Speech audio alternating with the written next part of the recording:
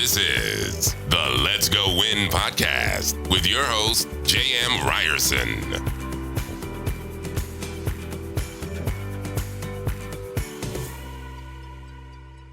What's happening, you guys? Welcome back to the Let's Go Win podcast, where we are here to help you be happy, healthy, and wealthy, and getting better every single day. We're going to be talking about one of my favorite subjects today. That is leadership. And we have a leadership expert with us, and he is awesome. Alain Hunkins is a leadership consultant and author who helps leaders, teams, and companies achieve their performance goals. With extensive experience working with numerous Fortune 100 companies, Alain offers executive coaching, leadership development, and keynote speaking services. He is the author of the book, Cracking the Leadership Code: 3 Secrets to Building Strong Leaders. He serves as a faculty member and advisor in prestigious educational institutions and is the CEO of the Hunkins Leadership Group. What's up, brother? How you doing? So good to see you, JM. I'm super excited to be with you today and have our leadership chat. Well, I love leadership. And as I asked you off air, one of the things I always want to respect is someone's name. I hope I didn't butcher the first one, guys. I might just call you Hunkins from now on, just because that's easier for me. No worries. No worries. But I want to just, why leadership? What was your synergy, your calling to leadership? Why is that such an important thing? How did you come into saying, this is what I want to hang my hat, this is my purpose in life? Yeah. So here's the thing. I mean, a lot of people won't say this necessarily. So kind of between you and me and all our listeners now, the fact is all leadership development is personal development. If you think about it, everything. I mean, I just spent yesterday working with a group of CEOs, and they had a kind of a round table. People could bring up any issues they wanted. And a lot of the issues started with around growth in the business and how am I going to build revenue and repeat customers. And yet as they got into every single issue, the further they got into it, the more the road pointed back to me as the leader. Like, what am I doing? What strengths do I have? What ego do I have that is keeping me from reaching out and asking for help, et cetera, et cetera? Everything comes back to leadership. So yeah, I say leadership, but we're really talking about how are you going to be a better person? I mean, I got into this work by doing personal development work. I was doing basically educational training in schools that was designed to help kids stay in school, kids have a focus. And I realized as I kind of got into all that, that was them learning how to be their own leader. And so I think it's real important at the beginning here to do some level setting around the fact that when we say leader, we are not talking only about a positional job title in an organization. The fact is, every single one of us, every single day, wakes up and has the opportunity to lead all day, every day. And the first person that we have to learn to lead, obviously, is ourselves. And then once we start to master some of that and the discipline and the focus and the skills that go into that, then we can start to lead others, because ultimately leadership in today's world is very much about influence. I mean, there's lots of people who have job titles, but don't have a lot of people following them. And there's a lot of people with zero positional authority who have massive following. And I'm not just talking about social media followers here, by the way. I'm talking about people who are willing to work with you to achieve some kind of a shared purpose. And so for me, I got into this because I have always been fascinated by what makes people tick. And I think part of that has to do with a very unique childhood. So the reason that I have this name, Alain, it's a French name. It's my mom is from Belgium. Her first language is French. She grew up in Belgium. So the unique part is my mom was born in 1935. And if you know your world history, Belgium was invaded in World War II by the Nazis in 1941. My mom is 6 years old, and she is the daughter of Polish Jews who were immigrants to Belgium. And so when the war broke out, what the Belgian Jewish community did is they took a lot of their children, my mom being 6.5 years old, and she went into hiding through this underground. So she was given a false name, a false identity, and she spent 3.5 years separated from her family and amazingly survived the war. I mean, actually, Belgium had higher rates of survivorship than almost any other country in Europe. And amazingly, my grandmother, who was actually imprisoned in a concentration camp, was liberated at the end of the war. They were reunited. And so my grandfather was killed, my mother's father, and most of the rest of the family was killed. I share all this because my mom and my dad divorced when I was 1, and my primary parents, my grandmother moved in with me. My primary parents were my mother and my grandmother, both of whom were wartime Holocaust survivors. And what I learned very quickly growing up in New York City in the 1970s and the 1980s was that the culture in my home was very different than it was at school. Any jobs I had at friends' houses, when I went to summer camp, anywhere else, it was so different.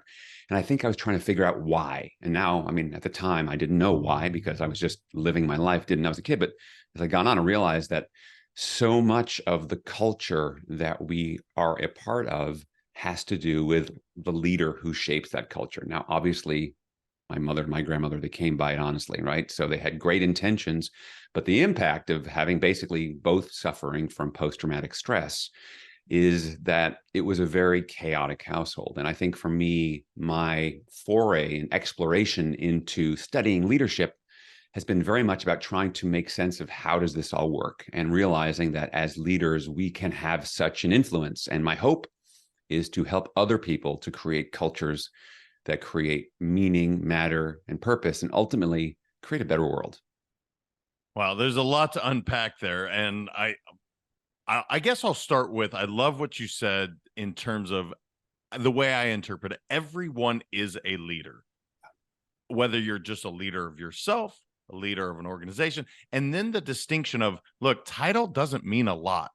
I think of the Mother Teresa's of the world. She didn't have a big title. She created this through influence. And, there's leaders like that in this world. And then to have your background, because again, one of my favorite books is Man's Search for Meaning. Sure. Based on just, what a powerful, moving, horrible experience. And yet so much came from that. So I love everything you just broke down. The leading yourself first. This is one of the concepts I probably teach the most as well. Mm-hmm. What are the foundational things that you wish everyone would on a daily basis really pour into themselves so that they can take care of themselves first so they can take care of others as a leader? Are there some foundational principles that you've really seen that are just paramount to success as a leader?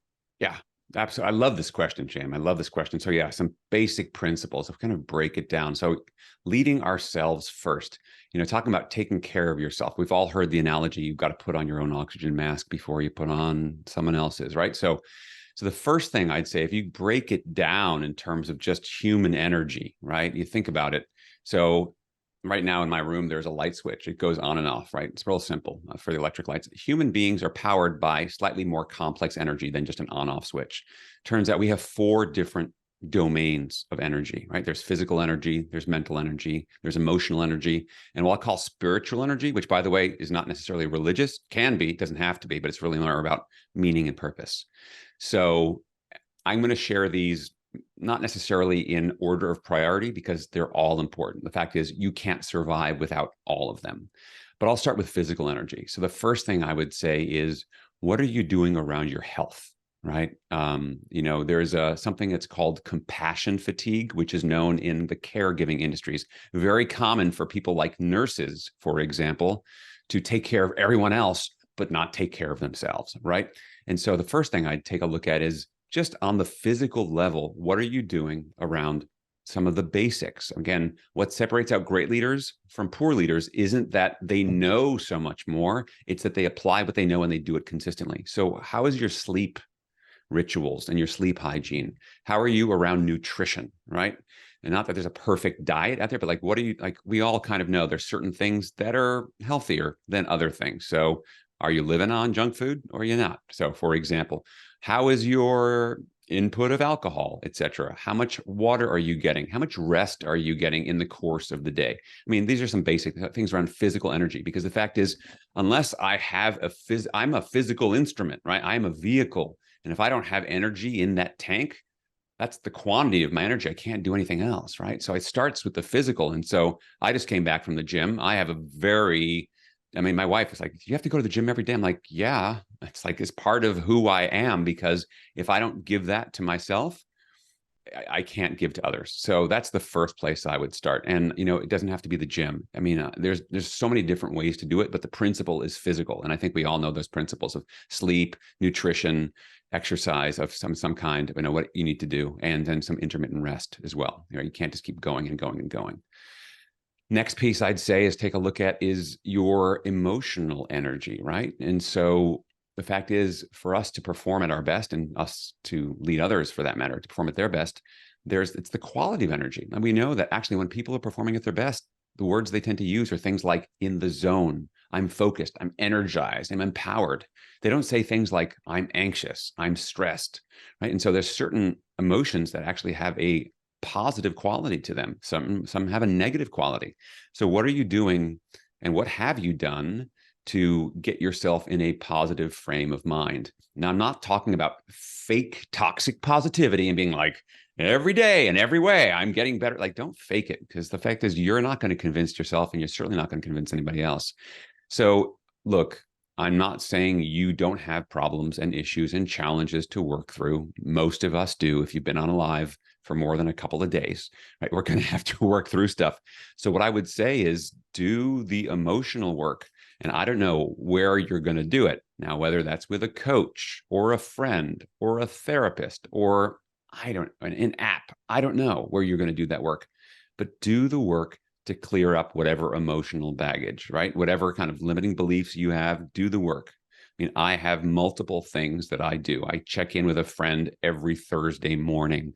In fact, today's Thursday, we're recording this. We talk every morning, every Thursday from 9:15 to 9:30, and we check in like, how are you feeling? What's going on? That's part of my emotional sense, because I also need a community to be a part of. That's part of emotional life, is what's your community around you? This whole idea of us being these successful people on our own is a crock, right? No one does it alone. So that's emotional. Then mental. So this is about we talk about nutrition. You've heard garbage in, garbage out in terms of food. Well, what are you consuming mentally? Where's your focus? Are you scrolling through everything? And where's are you comparing yourself? One of my mentors likes to say comparison is the thief of joy, right? Realize that everything on social media is curated content, which means you are seeing a curated version of life. You are not seeing life. You are seeing a curated version of life. And is that really a good use of your time? And I'll own my own. I get sucked into it from time to time. Like, what the hell am I doing? So, where am I spending my time? Am I reading garbage? The fact is, the world is filled with some amazing books that have been written over the last couple thousand years. How much time are you spending to read? So one of the things I say is cultivate a habit there. And also in terms of focus, having clear goals, setting clear intentions, having milestones, seeing how you're making progress towards them is really important. And then the fourth piece is around this sense of, we'll call spiritual energy. And to me, this is what's your why. Start with what your mission, your purpose is. And I like, as a simple formula, a mission is a combination of a vision. So what's your vision for what the world is going to be? Plus action. What are you doing to make that vision a reality? So I've worked on a mission for myself. I've had that mission since 1994. So we're coming up on 30 years of this mission that I did this work. And it's funny because it really has not changed. I've looked at it, I revisited it, take a look back at it, but I'll show you the formula. So my mission is to create a vibrant and alive world. So that's the vision by, here's the action, kindling the fire of brilliance in people. So I do that through teaching, through writing, through speaking, through coaching. I also try to do it through being a good friend, being a good father, being a good husband. So it's like I get to live that mission everywhere and every single day. And does that energize me? Absolutely. So to come full circle, physical, emotional, mental, and spiritual, I'd say those are the places to start if you want to start to lead yourself better. Yeah, one of the things you mentioned that I globbed onto, I was like, he has a call every Thursday, but it's only for 15 minutes. We're not talking an hour Zoom. I mean, literally, it's a check-in, and it's. I'm sure if you need more time and you're really diving into stuff, you extend it. Yeah. But a 15-minute commitment to yourself once a week with someone that lifts you up, everyone can do that. Absolutely everyone. Cracking the leadership code. Mm-hmm. That title is very specific. And I'm curious how you chose that. The code itself, just that word, it fascinates me. I love it. And I want to understand, get in as you were writing this book, what was it about that wording that you landed on? You got it. So here's the interesting thing is I didn't just go, I'm interested in leadership. Let me sit down and write a book. So my background is I have been a leadership practitioner for, I'd say, 27 years now. And the book is only 3 years old. So it means there's 24 years of backlog before the book of me basically being out in the field, working with groups of leaders and managers in organizations all over the world. I'll say an average of 8 times a month, every month, 12 months. That's 90 groups a year, 20 some odd years. So we're talking about a lot of groups. And so the code really comes out of pattern recognition. What I started to notice after weeks and months and years of working with different companies and different groups of leaders were patterns. Turned out that the best leaders were all doing certain things in common. The bad leaders were all not doing certain things and doing other things. And what were the things that getting in the way? And so I wanted to kind of crack this. What's the pattern recognition? And the fact is, I kept seeing people falling into the same traps and falling down the same rabbit holes. And so for me, the code became, all right, so if you think about a code, you have to understand the bigger picture of what this code fits into.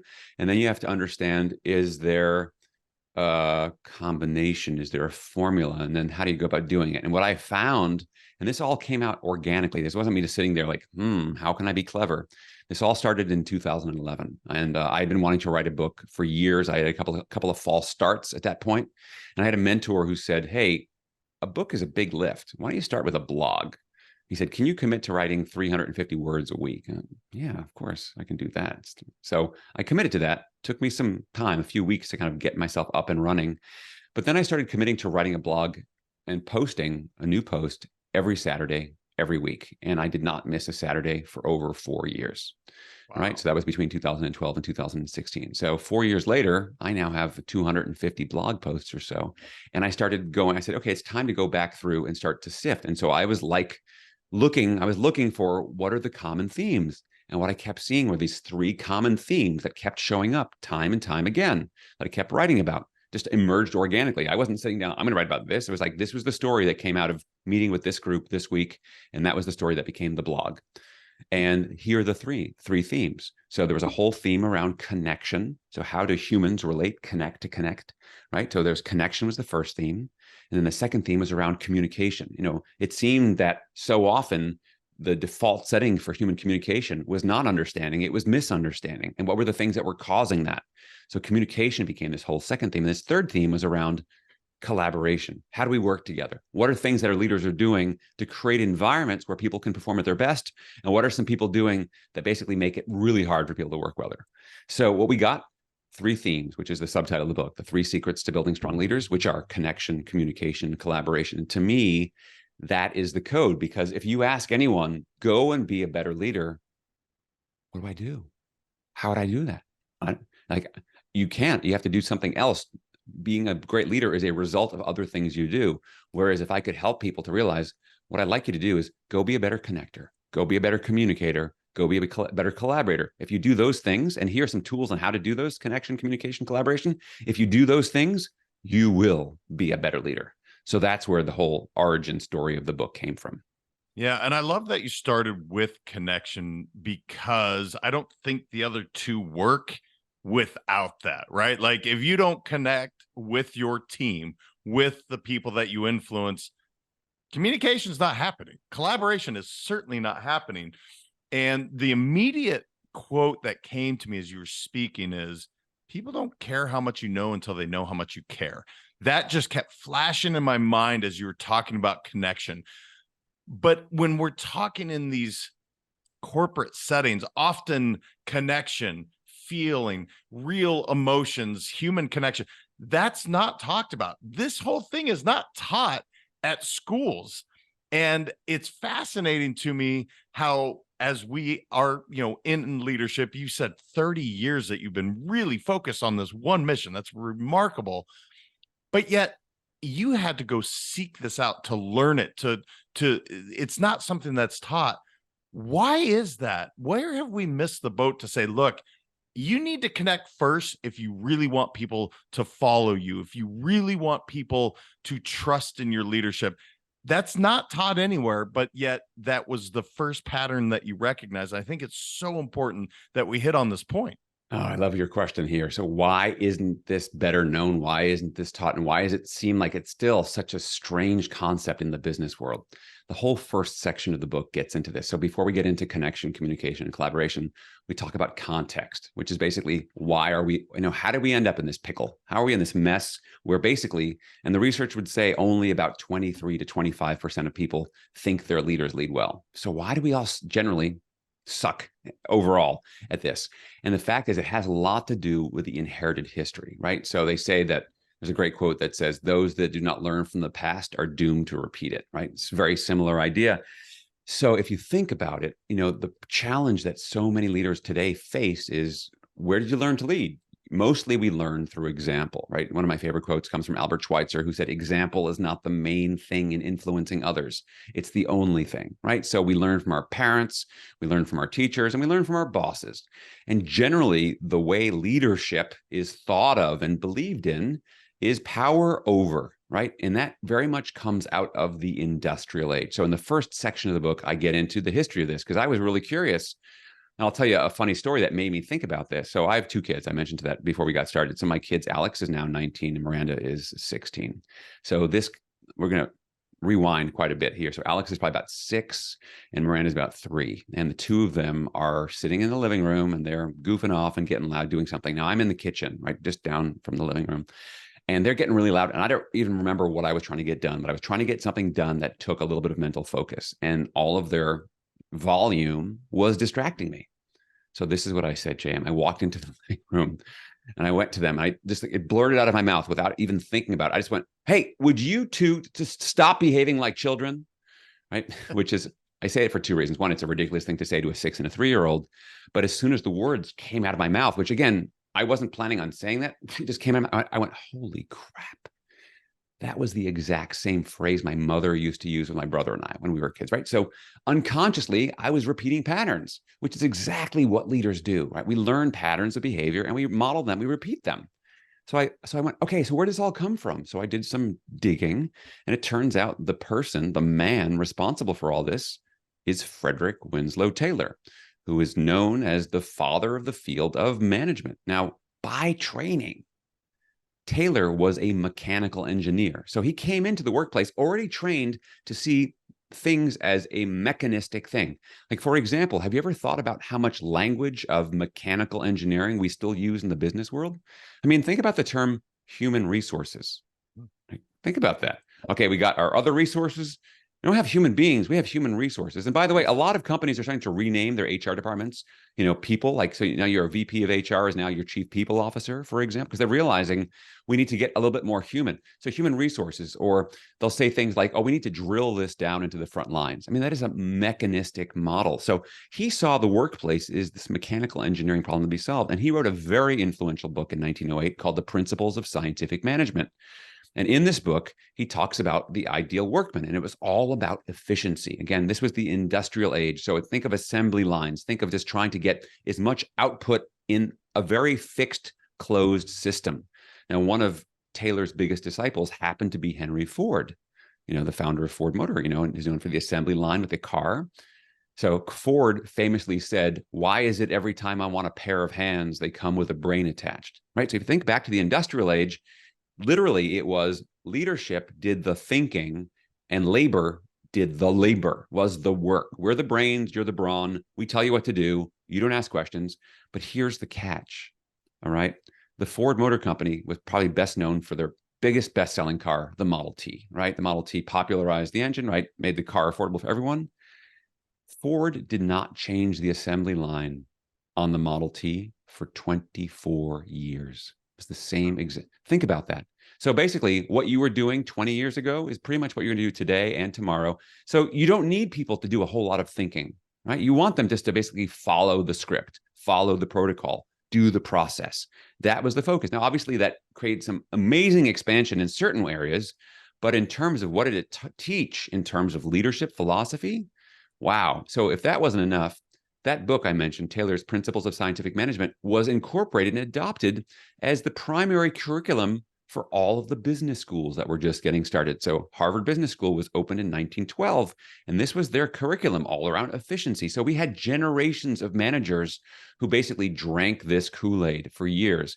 And so there was not a focus of the workplace is a place where we treat employees like human beings with respect and care. And if we show them how much we care, they'll care about us and they'll do a better job, even though the science has been out for years that has shown that. And so we're still kind of dusting off the cobwebs of the early 20th century. So there's a long-winded answer to your question, but that's where we come from. And I think a lot of people don't know that history. And so we're just like, I don't get it. Why does it suck around here? Well, that's why it sucks. No, it is fascinating. I mean, look, I've said many times the 80s, the 90s style of management, even early 2000s, it's changed, guys. You have to evolve.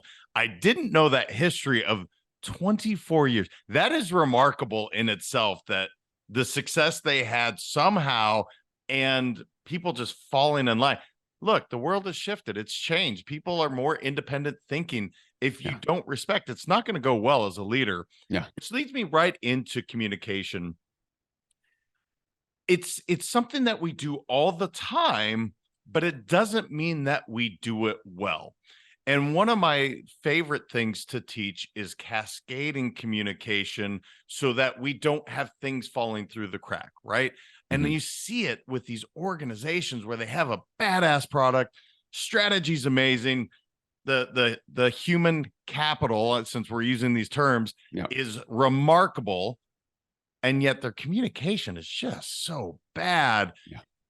How can we get it so that we don't have things falling through the cracks, that we're clear on expectations, everybody knows their role and the outcomes? Because I think that's where, when people are struggling in business, that's why I'm like, all right, how often are we checking in? What does the communication piece look like? So what are you seeing out there, brother?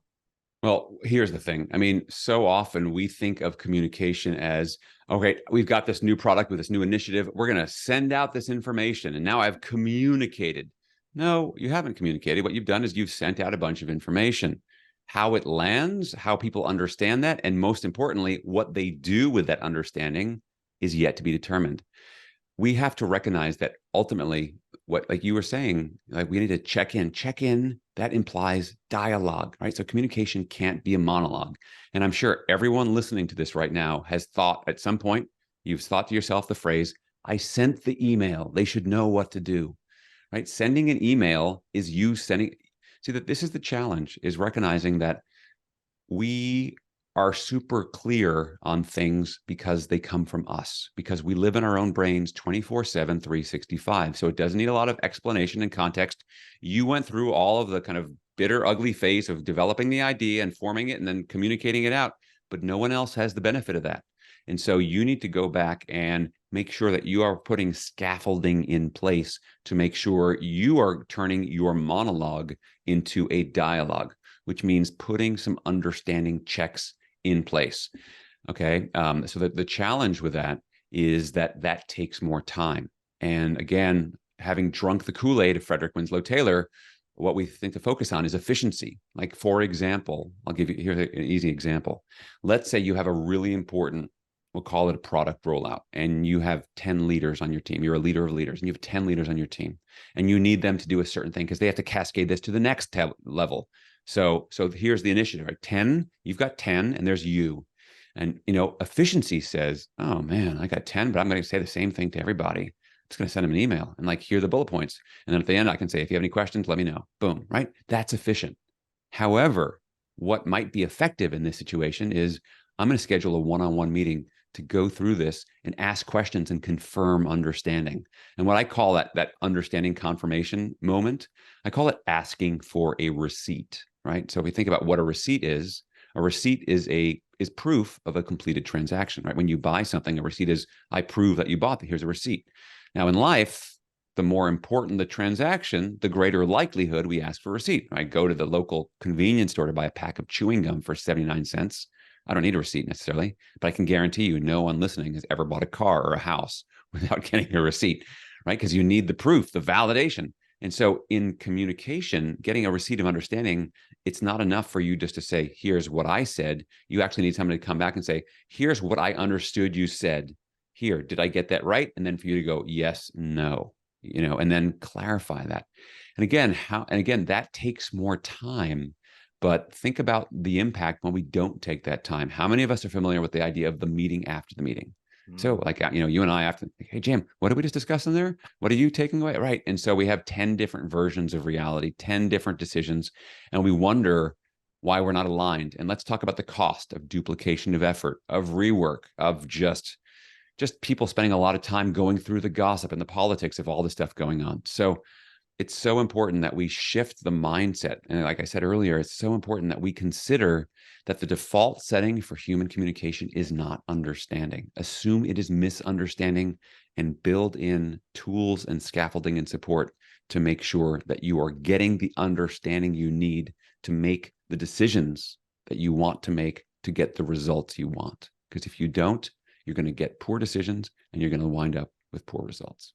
Yeah, so the check-ins obviously is a huge part. I heard that loud and clear. And you having teenagers, you know how this goes. Say something, have them repeat back what it was discussed. Because if you could say it 70 times to your teenager, and they may or may not pick it up. Yeah. More than likely, they're like, look, dude, I had my AirPods in and my head was over here. So I kind of liken it to that. It's like, look, even because you said something, it doesn't mean that we even communicated it well to begin with. Yeah. Allow them the permission to say, this is what I heard. I love that.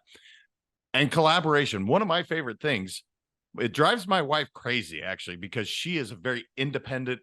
Why do I need to do this with you? I get a high out of doing this. That's why I love doing podcasts so much. The name of my company is Let's Go Win. It's not JM Go Win. Yeah. Talk to me about collaboration, brother. And are we moving into a more collaborative workforce, or is it more, hey, here's your job, you do yours, and it'll all work itself out? Where are you seeing this kind of going into the future? Oh, I love this question because actually the answer is it's tricky because it's a both and, right? It's not a we're doing this or we're doing that. And humans, I'm sorry, but we love our simple answers. Like, this is how things are. One of the things I've been consulting with a bunch of companies on lately has been, so a lot of folks, pre-pandemic were full-time in the office, right? Pandemic, completely at home. And now, okay, we're back in the office 2 days a week, but it doesn't feel the same. Things feel different. Feelings feel weird. How do we make the best of it? So trying to figure out, are we independent? Are we collaborative? What are we doing? Right. And so what I would say is, if you're asking that, when it comes to that specific question around how many days in the office, if you're asking the question, should we be in 5 days a week or 3 days a week or 1 day a week, you're asking the wrong question. Right. The real question we need to be asking ourselves is, how can people be as engaged and productive as possible? And the answer to that is going to be different for different people in different situations. One of the things, I had a group I was working with a couple of weeks ago, group of engineers. I had them just going to do a brainstorm. We were all in person, by the way, doing this brainstorm. So what are the upsides to working from home? What are the downsides from working from home? What are the upsides to working from the office? What are the downsides from working from the office? And what was fascinating was almost every single thing they put, depending on who you were, the upside could be an upside to you, or maybe you didn't care. So for example, for some people, like, upside of working from home is I don't have to get dressed. I just can wear a shirt and who knows what I'm wearing below. But for some people, actually, they want to get out of the house. So it's very subjective. But that being said, if we look at collaboration as a whole, what we know, and I write about this in the book too, is that there are 4 basic human needs that people need to be satisfied for them to perform at their best. All right. If you don't meet these needs, they can't perform at their best. The challenge, of course, is those needs might look different for different people, but the principles of the needs are the same. And there are the 4 principles. So the first one is safety. So people need to feel safe. They need to feel obviously physically safe, which is why many people ended up working from home during a deathly pandemic, but they also particularly need to feel psychologically safe, right? So do you feel safe showing up as your whole self and being yourself at work? So that's safety. The next piece is around energy, right? We talked about physical energy, emotional energy, mental energy, spiritual energy. So basically, if you think about energy, what are you as a leader doing to design environments that are energizing versus draining? I'll give you a simple example. How many of us have been to a meeting that was scheduled for 3 hours, and whoever was leading the meeting, you're now an hour and 45 minutes in, and they're still going and going and going. And inside you're thinking, I need a break. I need a break. I have to go to the bathroom, or I can't focus. Like, so one thing we know is human beings are not designed to do heavy cognitive work for more than, some people would argue about how much, but really no more than 80 minutes at a time. So have you planned your agenda for a half day or a full day meeting, incorporating breaks and physical movement, right? I mean, another thing around energy is how many of us find ourselves scheduled back-to-back meetings where your 9 a.m. meeting goes to 10, your 10 goes to 11, your 11 goes to noon, and you're booked nonstop 6 hours in a row. That works really well for your Outlook calendar, not so well for human beings. So again, there's no rule that says every meeting has to last 60 minutes. Is that what Microsoft designed the Outlook program to be? Yeah, you can change it. You say, you know what, our policy, we're going to make our meetings 50 minutes long or 25 minutes long to give people buffer, and to like just be able to refocus, just to shift. So energy is a huge piece. And then what are we doing to support people's energy in the course of the day? Because how we feel influences how we perform. And so energy is a big feeder into that. So we've got safety, we've got energy. The next thing is around ownership. So what are you doing so that people feel like they have autonomy over their own work? I have yet to meet a single leader who was glowing about one of their leaders and said, I love this leader. And you know what I love about them? They were such a micromanager. God, I love that. No one ever says that, right? It's always, wow, they gave me the freedom. They trusted me. So again, it doesn't mean that you give them freedom to do anything. Give them the clear what, give them the guardrails, the parameters. But they got the what, let them figure out the how and be there to support them around that. And there are different ways to do that. That might mean giving up a little control, and your ego might go, wait a minute, this isn't how I would do it. You're right. It's not how you do it, but that's not the point. You're not being the leader doesn't mean you are cloning yourself. It means you are leading others. Huge difference, which a lot of people struggle with. So we got safety, we got energy, ownership. The last one is around purpose. And that kind of ties back to what we said about spiritual energy, right? So are you helping people to understand the bigger picture reason as to why they are doing what they're doing? And are you reminding of that on a regular basis? So there's a pretty well-known story about the company Medtronic, which is a medical device company. And so what Medtronic would do is they would do quarterly town halls where they would bring in some of their customers that were served by their products, right? Where they would come in and tell the story about how their products saved their lives, literally, and how the quality of life was better. And there was never a dry eye in the house because, it's great to hear the impact that you have on others, when people come back to you. My dad was a school teacher for years, and I remember him sharing a letter he got from someone 15 years after they had left his classroom, right? Who is now an adult. It's like, hey, Mr. Hunkins, I was just wanted to, I was thinking about you the other day, but, and it made his, I want to say it's made his day. It made his month. It's like so often people don't realize the impact they have. So safety, energy, ownership, and purpose. And as leaders, we can design environments that support that, or we can design environments that don't. And the fact is you are designing an environment. The question is, are you doing it with intention by design or by default? Which is like, I don't know. I'm just kind of showing up. I haven't thought about it. You've probably not thought about it because you've been so focused on the what you're doing, because you are a specialist in the area. Whether you work in pharmaceutical research and development, whether you work in high tech, you have your area of expertise. That's the what you do. But realizing first and foremost, you are in the human being business. Everything you do gets done through and with human beings. So focus some time on the how, which means be more focused on effectiveness than efficiency, and then you'll get better results. So that's the way to go about and be a better leader for collaboration. And that last 5 minutes, I need everybody to go rewind and listen to it. And here's why. Earlier, you had mentioned 20 to 25% actually believe their leaders are really, that they have belief and that they're doing a great job. Gallup did the poll where 71% of people walking around are currently disengaged in their daily. So if you put the two together, it's like, it doesn't take a mathematician to figure out they're almost the same. The disengaged employees, they don't like the senior leadership. This is clear.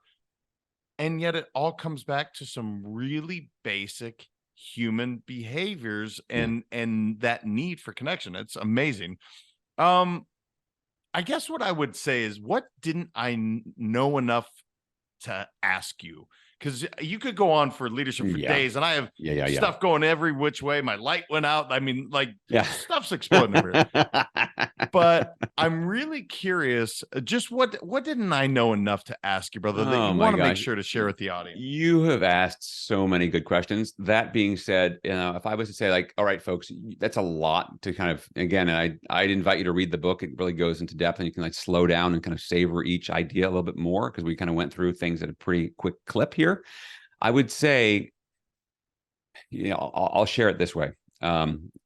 So this I'll tell a version. This is through a story of so I have a dental hygienist named Jackie who happens to be an incredible dental hygienist, and I was sitting in the dentist chair getting my teeth cleaned by Jackie, and I stopped her and I said, "Hey Jackie, you're the dental professional, right? So my family, we've got this ongoing debate because there's all these toothbrushes in the store on the market, right? There's sonic powered toothbrushes, there's battery operated toothbrushes, there are free floating bristle head toothbrushes, and honestly, it's overwhelming. You're a dental professional. What's the best toothbrush? Which one should I use?"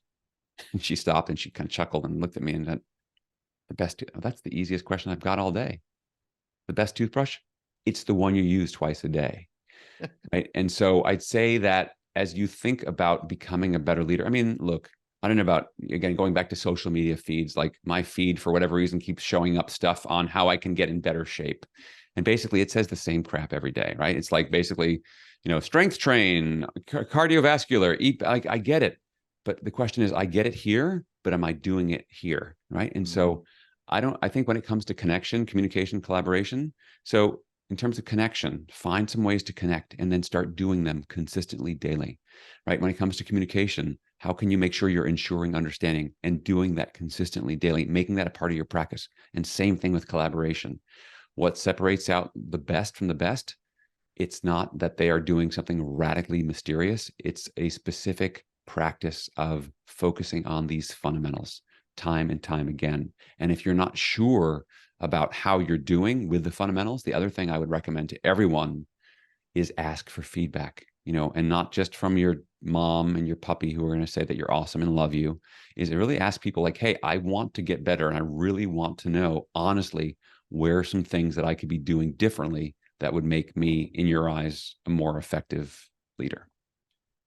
That last piece, I'm telling you guys, my favorite thing to do, and to really give permission to say, I want to get better. You don't have to tell me the good stuff. If it makes you feel good, fine. But I really want to know how I can improve. It's invaluable. And just say thank you. That's it. I think it's brilliant. Where can people connect with you? Because, dude, you went through so much leadership stuff, and all of it was actually very profound. Where can people connect with you, whether they want to see you speak or they want to work with you, want to grab the book? Where's the best spot? Best spot, all things for my work, is alainhunkins.com, ALAINHUNKINS.com. You can connect with me, sign up for a 30-minute discovery call if I can be of service to you and your organization, for sure. You can also connect with me on LinkedIn. I put out my content out there as well. And if you really want to get my email, it's alain@alainhunkins.com. And so basically, do stay in touch. And if I can be of support on your leadership journey, please do. And you can also learn more about the book. You can download the first chapter of the book for free on the website. It's all kinds of resources there for you.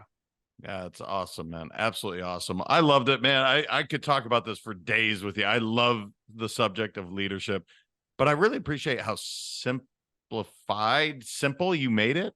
And that is one of the highest compliments I can give. You really made it simple, and I appreciate the way you showed up, man. So thank you. My pleasure. Yeah, that's what I'm here to do, is basically take the complex and make it simple so we can all do it, because this shouldn't just be for some rarefied few. It's like we all need to be better leaders. Our world certainly is clamoring for leaders, and it's looking in the mirror for each of us. So thanks, Jam. It's really been a pleasure and an honor. Thanks. It's my pleasure. Guys, I mean, look, we're all leaders. You are a leader. Whether you have a title, quote unquote, you don't, it doesn't matter. Lead yourself. He started with that. The book is awesome. He sent it to me. Thank you, by the way. I didn't get a chance. Thank you so much for that. It's amazing. Share this. There is a leader that needs to hear it. He talked about it. We learned by example. I learned what not to do in leadership in most of my roles. This is all really good stuff. So share this episode out. Make sure people can hear it, because leadership is such a need in our society, and it's going to continue. So until next time, remember, your mindset matters. I appreciate you all. We'll talk soon. Thank you so much for listening. If this content is delivering value to you, please make sure to subscribe, rate, and review us. That helps us build this community, and that is what we are all about. Building this community as big as we can, helping as many people as we can, and deliver as much value as possible. Be sure to head over to letsgowinpodcast.com for information on my coaching courses, and make sure to follow us on Facebook, Instagram, and LinkedIn at Let's Go Win 365. Let's go win and transcend in life. This is the Let's Go Win podcast with your host, J.M. Ryerson.